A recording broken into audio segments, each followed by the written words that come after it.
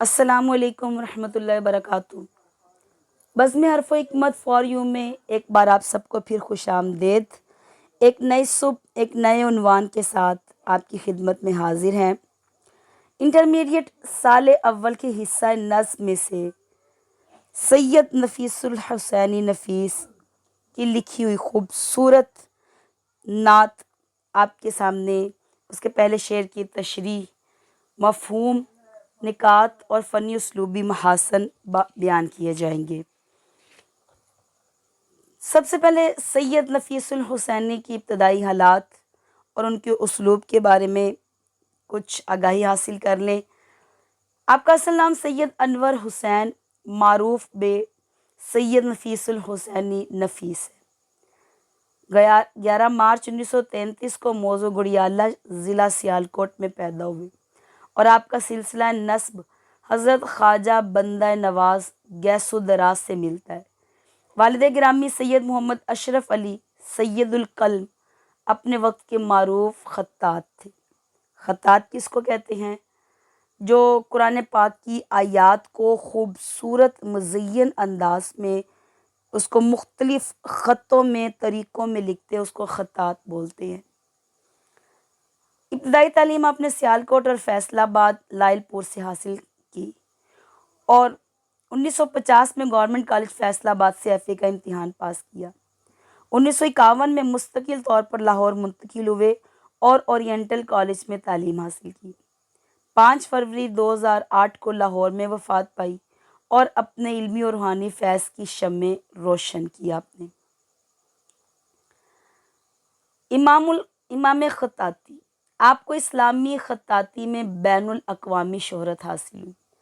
آپ نے خط نفیس کے نام سے ایک نیا طرز نستعلیق ایجاد کیا۔ آپ کا لقب بھی امام الخطاطین ہے، یعنی خطاطوں کے بھی امام ہے۔ آپ کا اعزاز کیا کہ آپ نے مسجد الحرام مکہ مکرمہ میں اور مینار پاکستان اور ایوان اقبال میں آپ کی قلم سے خطاطی کے فن پارے ثبت ہیں۔ آپ مشہور صوفی بزرگ حضرت شاہ عبد القادر رائے پوری کے خلیفہ مجاز اور ایک عالی مرتبت شیخ طریقت ہیں۔ حکومت پاکستان کی طرف سے فن خطاطی میں گراں قدر خدمات پر آپ کو صدارتی تمغہ برائے حسن کارکردگی سے نوازا گیا۔ یاد رکھیے آپ کا شاعرانہ اسلوب کیا تھا۔ آپ کی نعتیہ شاعری میں حد درجے ادب، قدسیت اور وقار پایا جاتا ہے۔ وہ شرعی حدود اور تعظیم رسالت کا کامل پاس رکھتے ہیں۔ اصل میں نعت لکھنا یہ 2 دھاری تلوار پر چلنے کے مترادف ہے کہ انسان نے ذرا سے بھی غلو سے کام لیا تب بھی کٹ کے گر سکتا ہے، اور ذرا سا تنقید سے کام لیا تب بھی وہ کٹ کے گر سکتا ہے۔ آپ کے کلام میں مصنوعی بناوٹ کی بجائے سچی عقیدت اور دل سے نکلنے والی آہوزاری ہے جو قارئین و سامعین کے دلوں کو گرماتی ہے۔ جس طرح خطاطی میں نقطوں اور لکیروں کا تناسب ہوتا ہے، اس طرح ان کے کلام میں الفاظ کا انتخاب اور نغمگی انتہائی متوازن ملتی ہے۔ وہ ایک عالم دین، ہر دل عزیز، روحانی شخصیت اور عالمی مجلس تحفظ ختم نبوت کے مرکزی نائب اور امیر تھی۔ ان کے 3 مجموعہ شاعری جن میں گلہائے نقش، برگ گل اور نفائس النبی صلی اللہ علیہ وسلم شائع ہوئے، اور یہ تینوں مجموعے آپ کے کلام عقیدت اور عشقیہ جذبات سے لبریز ہیں۔ آئیے پہلا شعر دیکھتے ہیں جس میں وہ فرماتے ہیں: اے رسول امی خاتم المرسلی، تجھ سا کوئی نہیں، تجھ سا کوئی نہیں، ہے عقیدہ یہ اپنا بصدق کو یقین، تجھ سا کوئی نہیں، تجھ سا کوئی نہیں۔ اب شعر کی تشریح کرتے وقت یاد رہے کہ مفہوم لکھنا ہے، شاعر کا اسلوب لکھنا ہے چند لفظوں میں، چند لائنوں میں، اور اس کے بعد آپ نے اس شعر میں پائے جانے والے اہم نکات کی تشریح کرنی ہے، اور اس سے متعلقہ کوئی قرآن پاک کی آیت، حدیث، شعر آپ کے ذہن میں ہو تو وہ آپ نے لکھنا ہے، اور آخر میں اس شعر کی فنی خوبی آئے گی۔ تو آپ کے سامنے شاعر کا اسلوب بھی بیان کر دیا۔ اس کا مفہوم دیکھتے ہیں۔ شاعر کہتے ہیں، شاعر حضور اکرم صلی اللہ علیہ وسلم کو آپ کے مقدس ترین صفاتی القاب سے پکارتا ہے۔ شاعر کہتا ہے آپ رسول امین ہیں، یعنی امانت دار اور سچے رسول ہیں، تمام انبیاء و مرسلین کے سلسلہ نبوت کو ختم فرمانے والے خاتم المرسلین ہیں، اور ہمارا بلکہ تمام عالمین کا دل سے صدق و یقین ہے، عقیدہ ہے کہ آپ جیسا کوئی نہیں،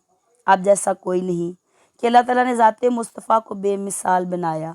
حسن، کمال، خلق اور عظمت میں آپ کا کوئی ثانی اور ہمسر نہیں، اور نہ ہی ہو سکتا ہے۔ اب اس شعر میں جو معنوی نکات پائے جاتے ہیں وہ کون سے ہیں؟ سب سے پہلا تو آپ دیکھیں، سب سے پہلے شاعر کہتا ہے اے رسول امین، امین امانت دار رسول۔ اور آپ اس چیز کو اچھے طریقے سے جانتے ہیں کہ نبی کریم صلی اللہ علیہ وسلم کا لقب آپ کے اعلان نبوت سے پہلے ہی صادق اور امین کے نام سے مشہور ہو گیا تھا۔ آپ کی اس امانت داری کو قرآن اس طرح سے بیان کرتا ہے کہ وَمَا يَنطِقُ عَنِ الْهَوَىٰ إِنْ هُوَ إِلَّا وَحْيٌ يُوحَىٰ، یعنی بے شک یہ نبی اپنی خواہش سے کچھ نہیں بولتے، یہ تو خالص وہی ہے جو ان کی طرف بھیجی جاتی ہے۔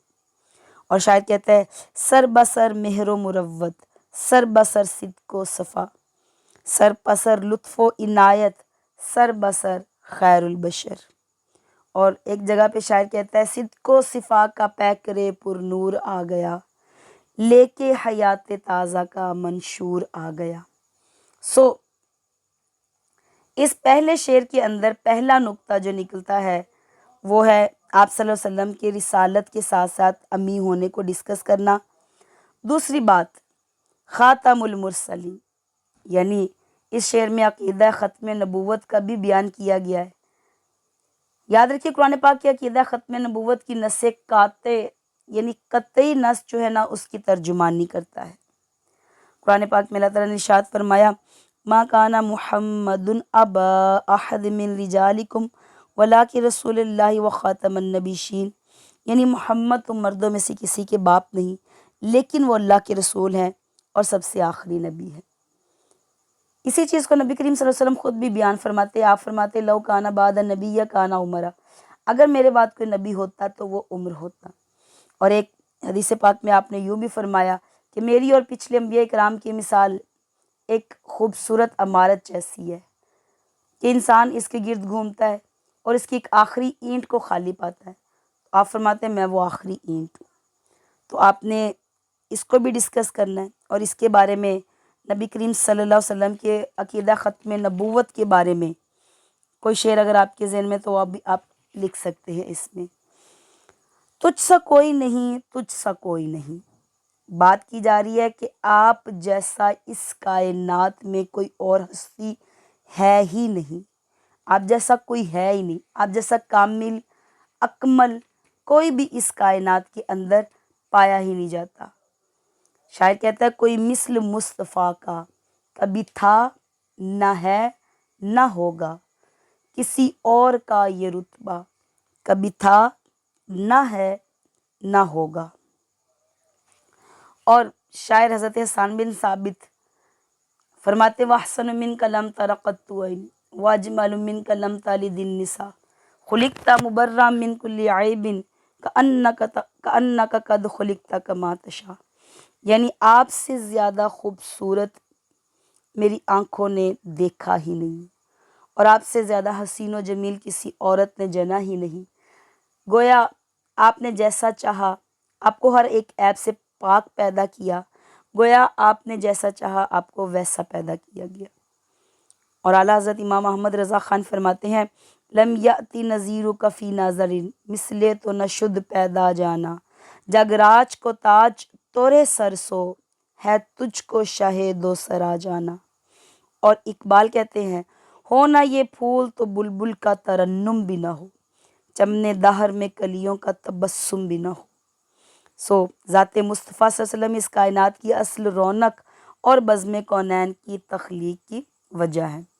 اب یہاں پہ نا ایک شاعر جو ہے نا وہ بیان کرتا ہے کہ اپنا یہ عقیدہ ہے ہے اپنا ہے کہ عقیدہ یہ اپنا بصدق و یقین، عقیدہ عقد سے بنا ہے، یاد رکھیے، اور عقد کہتے ہیں گانٹھ دینا، کسی چیز کو مضبوطی کے ساتھ گرا لگانا، اور اصطلاح میں عقیدہ کہتے ہیں جس پر ہمارا ایمان لانا ضروری ہے اور اس کا انکار کرنا کفر ہے۔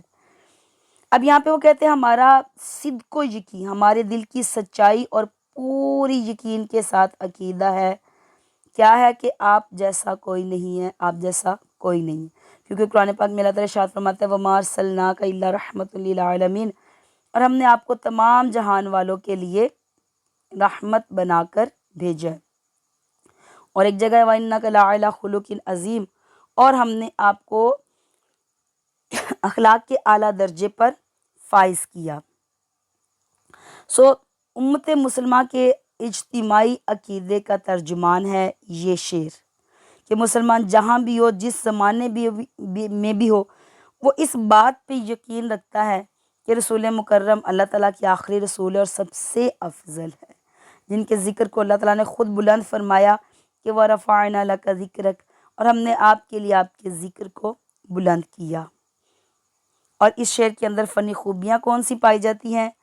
تو بحری توازن اور نغمگی، یہ نعت بحر حظ یا بحر رمل کے انتہائی ترنم ریز وزن پہ گئی ہے، جس کی وجہ سے یہ سننے اور پڑھنے میں بے حد اثر انگیز ہے۔ پھر امین، مرسلین، یقین، حسین، اتنے خوبصورت قافیہ پیمائی کی گئی ہے، اور سید نفیس شاہ صاحب کی خطاطی کی طرح ان کی شاعری بھی پاکیزہ توازن اور روحانی چمک موجود ہے۔ سید نفیس الحسینی نے اپنے قلم اور کلام دونوں سے اسلام کی جو بے لوث خدمت کی ہے وہ تاریخ ادب میں ہمیشہ زرعی حروف سے لکھی جائے گی۔ ان کا یہ مطلع اور نعت مبارک نہ صرف ان کی شاعرانہ بلندی کی دلیل ہے بلکہ ان کے جذبہ حب رسول صلی اللہ علیہ وسلم کا ابدی لوح و قلم ہے۔ اس دعا کے ساتھ کہ اللہ تعالی ہمیں آسانیاں تقسیم کرنے کی توفیق عطا فرمائے۔ شکریہ۔